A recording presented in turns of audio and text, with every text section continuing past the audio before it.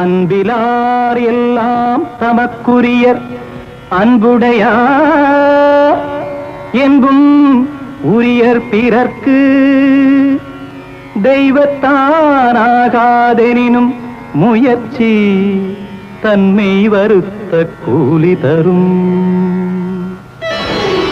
ஒன்றே குலமென்று பாடுவோம், ஒருவனே தேவனென்று போற்றுவோம்.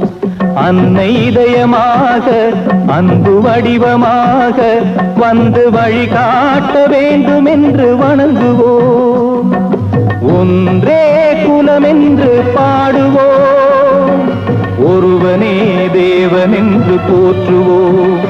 அன்னை இதயமாக அன்பு வடிவமாக வந்து வழிகாட்ட வேண்டும் என்று வணங்குவோம். ஒன்றே குலமே